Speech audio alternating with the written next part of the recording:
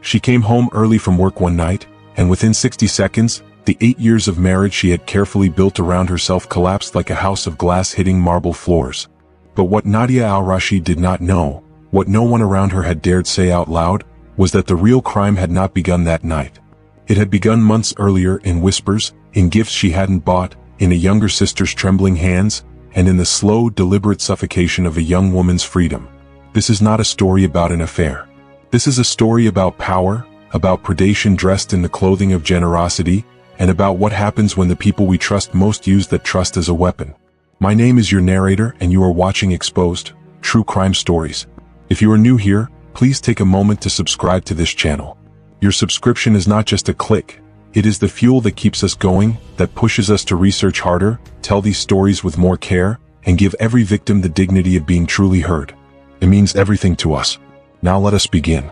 At the heart of Hyderabad's upscale Jubilee Hills neighborhood stood the Mirza al-Rashid residence. Floor-to-ceiling windows overlooked manicured gardens. Italian marble floors reflected imported chandeliers. To every guest who passed through its carved wooden doors, the home announced one thing clearly: these people had made it. And in many ways they had. Nadia al-Rashid, 34 years old, was the administrative director of one of Hyderabad's most prestigious private hospitals. She moved through life with quiet precision, tailored clothes, measured words, and the kind of calm authority that earns respect without demanding it. Colleagues called her brilliant. Friends called her kind. Everyone who worked under her called her fair. But those who knew Nadia well understood that her composure had been shaped by necessity long before it became her nature. 12 years earlier, their mother had died suddenly from breast cancer, leaving behind 2 daughters and a father too buried in grief to do much parenting. Nadia, then 22, was in the middle of her own ambitions. She set them aside without being asked, and stepped in to raise her 10-year-old sister, Priya. She attended every school event. She sat through every adolescent heartbreak. She held Priya through nights of anxiety in London, where Priya later studied fashion design, texting across time zones until her sister fell asleep. Priya Sharma, she carried their mother's maiden name, had grown into a striking young woman of 22. Tall and slim, with eyes that shifted from playful to deeply serious within the same sentence. Her designs blended traditional Indian embroidery techniques with clean contemporary lines, and the boutique owners in Hyderabad's fashion district had already begun to take notice. But beneath the creative confidence lived a softer, more fragile version of Priya. The loss of her mother during childhood had left something unfinished in her, a quiet hunger for validation, a need to feel chosen, that she herself may not have fully recognized. Faisal Mirza had entered Nadia's life 8 years ago. At 40 now, he stood at the peak of Hyderabad's competitive real estate world. Silver streaked hair. A voice designed for boardrooms and dinner parties. The kind of charm that made each person in a room feel, for just a moment, like the only person in the room. When he had pursued Nadia, she had hesitated, aware of the 8-year age gap, aware that his world was shinier and louder than hers. But she had been drawn to his certainty, to his belief that the future belonged to those willing to shape it. They married in a ceremony that filled the society columns. 16-year-old Priya served as maid of honor, beaming in a gown she had designed herself. 4 years, the three of them formed what everyone around them described as a picture of a modern, successful family. Nobody saw the cracks forming underneath. 6 months before everything fell apart, Priya had returned to India from London with a degree, a portfolio of stunning designs, and the painful realization that launching a fashion label in Hyderabad required money she did not have and connections she had not yet built. Faisal had a solution. She should move into the guest wing of their Jubilee Hills villa, he said. Just until she found her footing. He had contacts in the luxury market. He could make introductions. It was practical, he explained, and Nadia had agreed readily, even warmly. The thought of having her sister close again after years apart felt like a gift. Some quiet part of Nadia, though, registered something she could not name. The way Faisal's gaze lingered on Priya's animated face when she spoke about her designs. The way he leaned forward just slightly more than necessary when she laughed. She filed it away. Told herself she was imagining things. The first months passed without any obvious trouble. Priya worked long hours in the small studio she had set up in her suite. Faisal and Nadia continued their routines. Dinner parties, charity events, quiet evenings at home. If Faisal occasionally accompanied Priya to meetings with boutique owners or introduced her to potential investors, it seemed only natural. He had the network. She needed the doors. But by the 3rd month, the shifts were impossible to ignore entirely. Priya's wardrobe began featuring designer pieces that well exceeded her budget. When Nadia asked gently, Priya mentioned industry discounts with a vagueness that was entirely unlike her. A woman who could ordinarily spend 40 minutes describing the exact thread count of a fabric she loved. Her phone, once left carelessly on every surface in the house, became a closely guarded object. She left rooms to take calls. She angled screens away. And there was something else. The ease between the two sisters began to cool. The physical warmth, the casual hugs, the shoulder leaning, the shared laughter over memories, quietly withdrew, replaced by attention Nadia couldn't diagnose. Small things accumulated like sediment. Faisal's hand resting on the small of Priya's back as they entered a room. Priya's flushed cheeks when he praised her work. Conversations that stopped when Nadia walked in. It was their neighbor and close friend Rihanna who finally said what Nadia had been refusing to hear. She had seen Faisal and Priya at a restaurant in Banjara Hills. They were holding hands in the car park, she said. Not the way family does.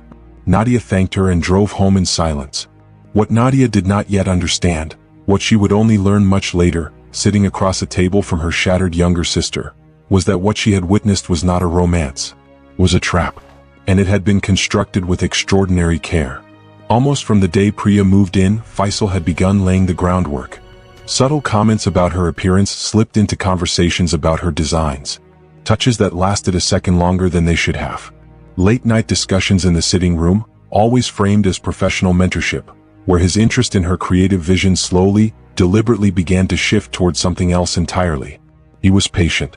That was the thing that made it so effective. He did not rush. He studied what Priya needed: approval, professional validation, the feeling of being seen, and then he became the person who provided it. He made her feel extraordinary. And then, once she was anchored to that feeling, he began to control the supply. The business structure he built for her fashion label looked generous on paper. She was listed as creative director. Her name would be on everything. But every financial decision, every supplier agreement, every boutique contact, passed through Faisal first. Her designs were gaining real attention. But she could not access that attention without his approval. When she pleased him, the rewards were warm and lavish. Designer bags. Dinner at rooftop restaurants with views across the city. Introductions to people who could genuinely change her career. When she didn't, when she questioned a decision or expressed a desire for independence, the punishment was silence. Days of cold withdrawal that Priya, with her deep need for validation, experienced as a kind of suffocation. He had also, with great precision, managed Nadia. He had been the one to encourage her to take on the demanding hospital expansion project. He had praised her long hours. He had quietly arranged schedules that kept the sisters from spending meaningful time alone together. What Nadia had believed was a supportive husband proud of her career, was in fact a man who understood that the safest way to maintain control over one woman was to make sure the other was too exhausted and too occupied to look closely. Priya's physical deterioration had become visible by month 4. Her natural slimness thinned further towards something that alarmed. Dark shadows formed beneath eyes that darted anxiously whenever Faisal entered a room. Her once confident walk became hesitant and braced, like someone always waiting to be corrected. The young woman who had stood in a gown she had sewn herself and beamed at her sister's wedding was disappearing. And the people who might have reached for her were being carefully kept at a distance. On the Tuesday that changed everything, Nadia had planned to work until after midnight overseeing a hospital software transition. She texted both Faisal and Priya not to wait up. But the work finished early and she was home by 9. The villa was strangely quiet when she arrived. No television. No music. Just silence. Faisal's keys and wallet sat on the entry table. He was home. Nadia climbed the curved staircase, one hand trailing the banister. Then she heard it. A sound. Soft, unmistakable. Her mind registered what it was before her heart was ready to accept it. The master bedroom door was slightly open. Warm light spilled into the hall. Her hand trembled as she pressed it gently forward.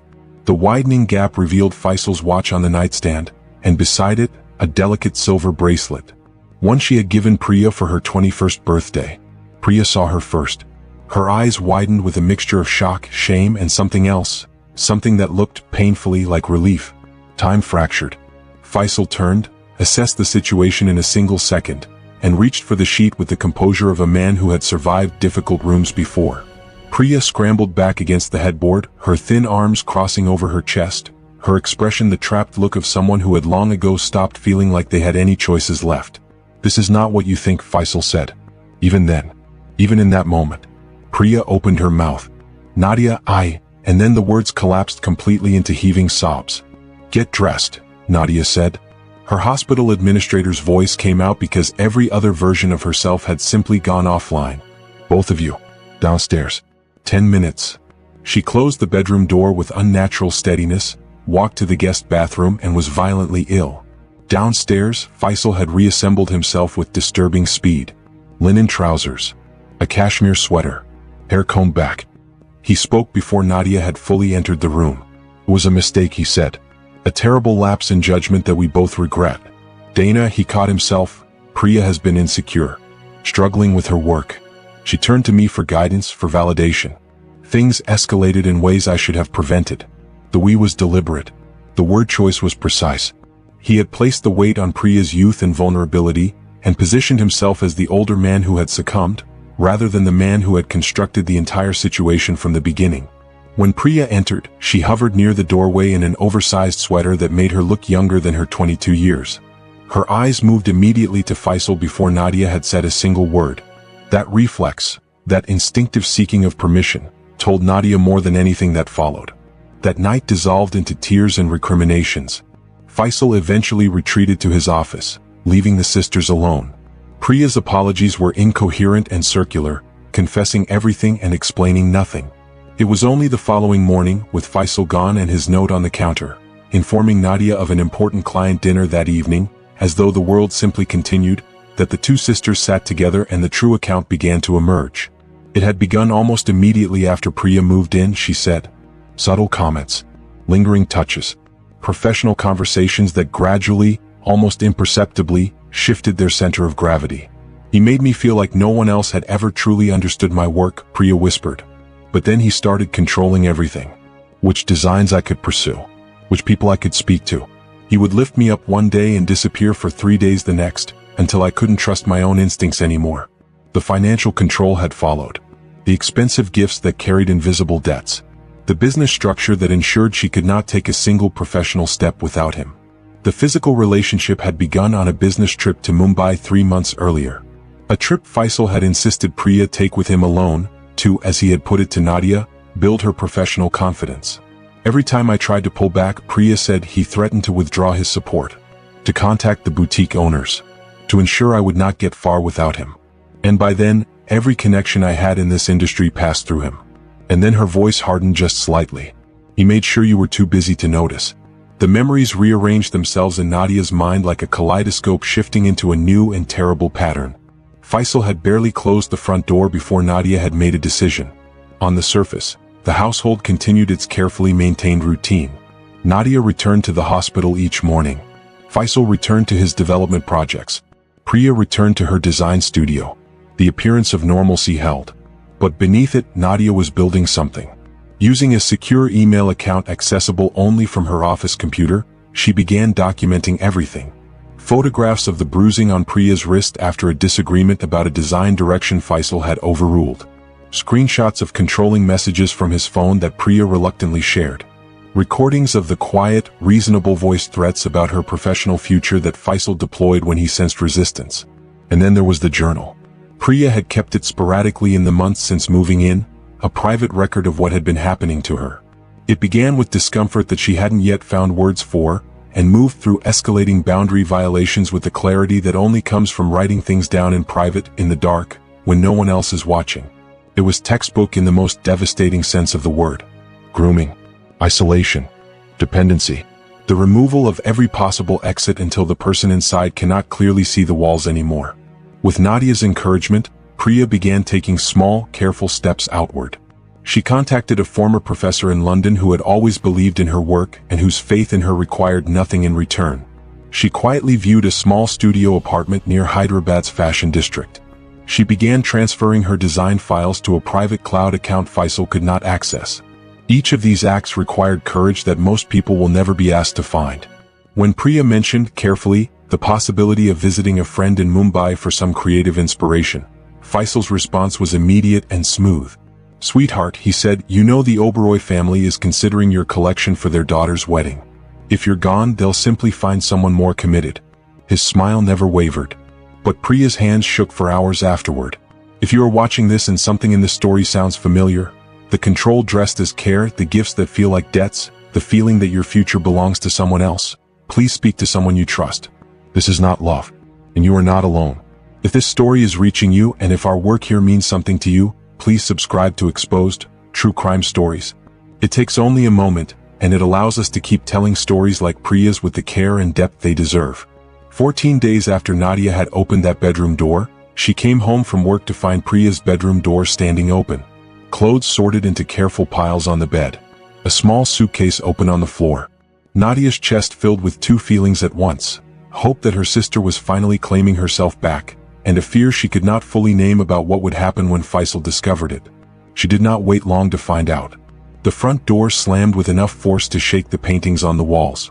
Faisal's footsteps, always measured, always controlled, struck the marble entryway like something uncaged and crossed the landing in seconds.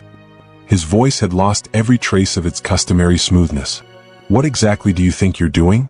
Priya stood beside her half-packed suitcase, her thin shoulders squared in a fragile line of defiance. "I'm staying with Mira for a few days," she said, "just to clear my head." Faisal stepped into the room, filling the doorway. "Mira," he repeated, and the laugh that followed contained no warmth at all. "Your friend who couldn't land a single commission on her own. And you think she'll support you?" He moved closer. "Do you understand what disappears the moment you walk out that door? Everything. Every contact. Every opportunity. All of it. Those are her designs, Faisal." Nadia stepped to stand beside her sister. Her talent. Something in his expression shifted. The careful, reasonable exterior fell away. What happened next took fewer than 10 seconds. Faisal lunged forward, grabbing Priya's arm as she tried to move past him with her sketchbooks. She pulled back with a strength that surprised them both. The resistance threw him off balance. His hand shot out. He shoved her. Priya stumbled backward. Her heel caught the edge of the suitcase behind her. The world seemed to slow as her slight body fell. Her temple struck the corner of the marble-topped bedside table with a sound that Nadia would carry inside her for the rest of her life. The crystal vase on the table toppled and shattered against the floor. Blood spread across the imported rug. Dark and fast and horribly wide. Nadia was on her knees beside her sister. In the same breath she screamed her name. Her medical training surged through her hands, fingers at the neck, searching for a pulse, registering with clinical and devastating precision what she already knew from the fixed stillness in Priya's eyes. "Call an ambulance," she screamed at Faisal, who stood in the doorway, frozen, his face pale. "She fell," he whispered. "She just fell." Nadia called the emergency services herself, her blood-slicked fingers barely finding the numbers. Priya Sharma, 22 years old, was pronounced dead at the scene. The next hours moved in the way time does after the worst possible thing, fractured and strange, too fast and too slow simultaneously. Paramedics, police, photographers. Faisal repeating it was an accident with increasing desperation as officers escorted him from the room. Their neighbor Rihanna appeared at some point, placing a blanket around Nadia's shoulders as she sat on the front steps staring at the blue and red lights reflecting off the villa walls. The investigation that followed was meticulous. The journal. The photographs of Priya's bruised wrist. The recorded threats. The financial records detailing exactly how completely Faisal had controlled every aspect of her professional existence. The evidence Nadia had been quietly building for 2 weeks painted a portrait that was impossible to dismiss as a single tragic accident. And then the other women emerged. They came forward like people who had been holding their breath for years. 3 former interns, all under 25, all with stories that followed the same arc. Professional mentorship that became psychological manipulation that became coercion. None of them had spoken before. The combination of career threats and shame had been sufficient to keep them silent. But Priya's death changed that calculation. Faisal's legal team built its defense around the word accident. A heated argument. An unfortunate stumble. An outcome nobody intended. It was a carefully crafted position. It was not enough. The funeral for Priya Sharma took place on a quiet Thursday morning. Her father, called from his academic position in Pune, moved through the ceremony as though the world had become slightly unreal to him. Her former classmates from London brought printed photographs of her designs and placed them beside the flowers, a quiet, beautiful act of witness. Nadia stood apart, hollowed. In the months since Priya's death, she had lost weight she could not afford to lose. She spent nights returning to every sign she had noticed and not acted on. Every moment she had prioritized the marriage, the appearances, the careful social performance of a perfect life, over the sister who had been quietly drowning 10 meters away. She had been trained to diagnose. She had noticed the weight loss, the anxiety, the withdrawal.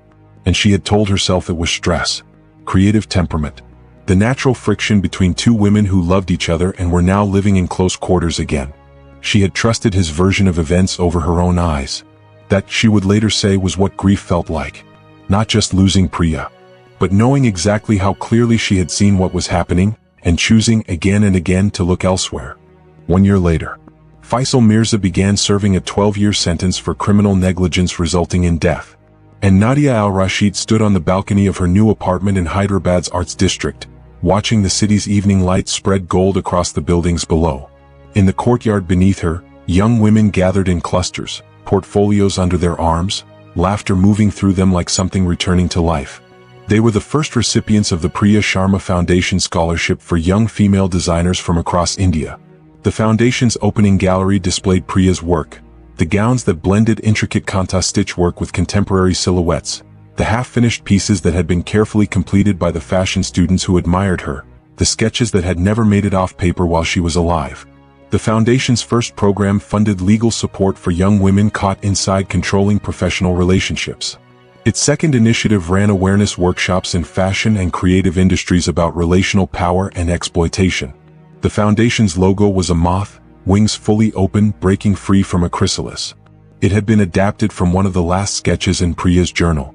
Nadia watched the scholarship recipients move through Priya's work and felt the specific grief of a woman who knows that she is doing the right thing, and that the right thing will never be enough, and that she will do it anyway.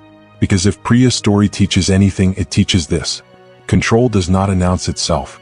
It arrives as care, as opportunity, as someone who makes you feel chosen. It works by removing your exits one at a time, so slowly and so warmly that by the time you look for the door, you have forgotten it was ever there. And it thrives, it absolutely depends, on the silence of people who see it and look away. If you are in a relationship, professional or personal, where someone controls your access to your own future, your finances, your friendships, or your sense of your own judgment, please speak to someone. A friend, a family member, a professional, anyone who is outside the walls that have been built around you. You are not imagining it, and you are not alone. This has been exposed. True crime stories. If this story moved you, if it taught you something, if it made you look a little more carefully at the people around you, please subscribe to this channel. Every subscription tells us that this work matters, that these stories deserve to be told with care, and that the people we've lost deserve to be remembered. Share this with someone who needs to hear it. Leave a comment below. We read every single one. Priya Sharma was 22 years old. She wanted to build something beautiful. She deserved the chance.